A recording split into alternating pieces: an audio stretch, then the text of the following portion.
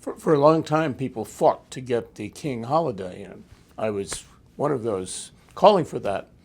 And it finally got achieved nearly 25 years ago. And years had passed, and over the years it had grown, but it was sermons, talks, meetings, lunches. And one day I said to myself, this is wrong. If Martin Luther King were here, he'd say, that's not what I want on my day. It should be a day on, not a day off.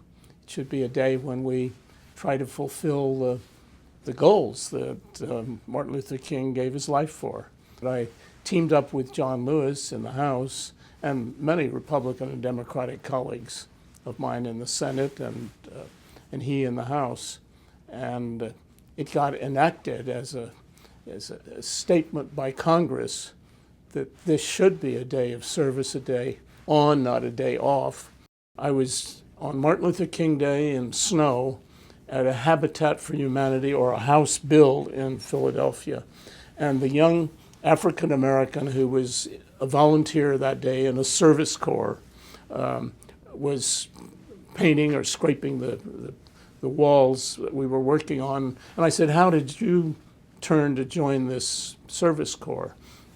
He had been a gang leader, I was told. He dropped out of school. He was on the way to disaster, and now he was one of their stars. And he said, well, I thought it'd be a different gang. I might not die at the end. Sort of joshed. Then he turned around a few minutes later, and he said, the real reason I am in this corps and doing this is all my life people had come to do good, had come into the project where I lived and to help me. And I got tired of people doing good against me.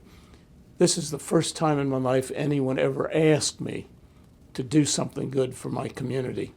And the light bulb went on. I said, that's close to everything that Martin Luther King stood for.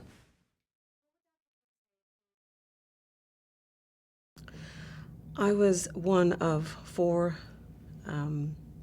6-year-old children, girls, to integrate the public school system here in New Orleans in 1960.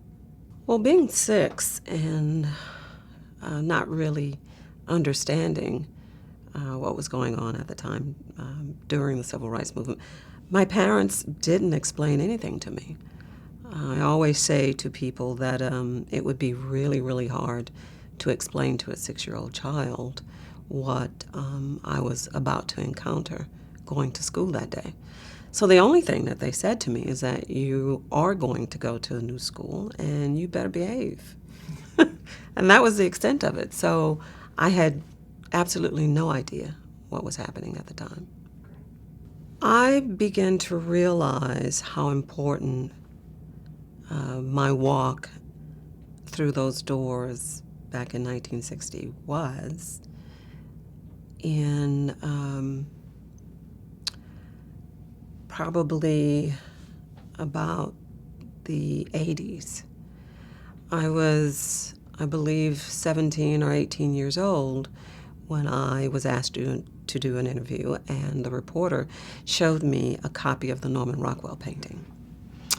Even though I was accustomed to looking at old magazines and Eyes on the Prize and seeing all that footage, I understood that it was important, but it didn't really hit me until I saw the Norman Rockwell painting.